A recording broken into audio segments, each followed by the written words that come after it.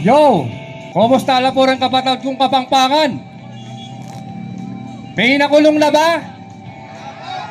Kung may nakulong man, bakit itong mga maliliit na istapa? Hinihiling natin dito yung mga malalaking buhaya. Sa hanay po ng kabatirang Tau Gamma Pi, Tau Gamma Sigma, bilang isang triskilyon. Ako po, Sinoda Muñoz, isang ordinaryong Pilipinong Kapampangan. Meron akong mga naisulat na letra habang nakikipag-usap sa isang likhang sining sa aking harapan. Malaking kwento sa maliit na obra mestra ang boses na maririnig sa likhang sining ito. May pulang tela ako sa tuktok, simbolo na pakikipagdigmaan kontra sa katiwalian. Humihingi po ng hustisya at kapayapaan ang ating mahal na bayan. Oo, nakalutang ako, ang sabi ng sining na ito. Hanggang kailan mananatiling nakalutang ang hustisya para sa bayan? Pinapaikot nga lang ba tayo ng mga yan? Tulad ng isang bilog na sangkalan para sa inaagad nating kasaganaan para tuluyang wakasan ng mga katiwalian. Inilagay nila tayo sa sangkalan para unti-unting tadtarin ang pondo na para dapat sa taong bayan. Ito ay sa pamamagitan ng gintong patalim. Oo, pondo, pondo, pondo. Tanida na, nasaan ang pinagpawisan-buwis ng taong bayan? Kung titignan natin ang klaro yung bawat letra ng pondo, yung letrang P lang yung napunta sa mga Pilipino. Yung mga naiwang letrang O, N, D, O ay malinaw na napunta sa mga opisyal na demonyo. Nasisikmura ba nilang lulukin ang kanilang mga kinakain gamit ang gintong kutsara na punong-puno ng salapi galing sa kaban ng bayan. Sabi ng sining na ito, meron siyang 4 na gintong tandang pananong para sa taong bayan. May katumbas pa ba ang piso ngayon sa mga tindahan? Ano nga ba ang dahilan kung bakit lumiit ang halaga ng piso ngayon kumpara sa piso noon? Nang dahil nga ba sa panahon?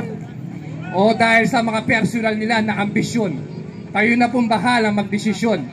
Mahal ko ang Pilipinas, kami na pong mga anak mo ang humihingi ng kapatawaran sa kanilang mga kasalanan. Kami po ay umaasa na balang araw ay mahahanap namin ang susi sa nakakandadong puso ng mga yan.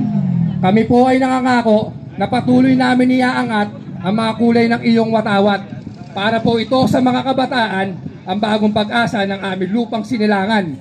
Kaya sa mga kapatid ko sa lupang sinilangan, patuloy tayong lumaban para sa bayan. Oo, pinutol na nila ang lapis para hindi tayo makapagsulat ng mensahe base sa ating mga sariling karapatan. Pero Pilipino tayo. Habang may pambura ang lapis, ay may pag-asang burahin yung unang 2 letra ng imposible para mabuo natin yung salitang posible. Oo, posible. Posibleng balang araw ay matatapos ang kahirapan ng ating bayan. Makukuha nyo pa ba ang respeto ko sa inyo? Yan ang tanong ng sining na ito. Nasaan nga ba ang susi sa nakakandadong mga puso nyo? Nilagay ng Panginoon ng mga mata natin sa harapan para makita natin na maayos ang ating dadaanan. Pero huwag niyong kalimutan lumingon sa inyong likuran kung nasaan ang susi ng inyong pinanggalingan. Sa panahon ngayon bilang Pilipino, 2 lang ang pwede natin pagpilian. Yun ay gumawa ng ingay o magkulong ka lang dyan sa kahirapan. Paubos na ang kandila, tila gusto niya pa magsalita. Kung si Jose Rizal ay nakipagdigmaan gamit ang lapis, eto ang sining na nabuhay sa pamamagitan ng 2 ulong magkaharapan. Kaya sa mga kapatid kong Kapampangan, iingi lang po ako ng konting pabor sa inyo. Baka pwede pong pakiangat ang ating watawat. Kalimutan muna natin ang mga kulay na politikong ating pinapanigan. Dahil ang mga kulay ng watawat na yan, yan ang dapat natin pinaglalaban sa ganitong klase ng digmaan. Muli, sa hanay po ng kabatirang Tau Gamma Pi, Tau Gamma Sigma bilang isang triskilyon. Ako po, Sinoda Muñoz, isang ordinaryong Pilipinong Kapampangan na lubos na sumasaludo at may respeto sa mga kapatid kong Pilipino na patuloy na lumalaban para sa ating bayan. May paalala lang po ako sa mga magnanakaw. Wag na wag niyo pong kakalimutan na kami yung mga susi kung bakit kayo ngayon nakaupo sa kanya-kanya niyong upuan. Gampanan nyo ng maayos yung ibinigay na trabaho ng taong bayan sa inyo. Hindi kami nagpapakabagot para pagnakawan. Kung nakikinig man po kayo ngayon dito, tanggapin nyo po ng tagos sa puso ang malambing na respeto ng sining na ito sa inyo. Mga putang ina niya po!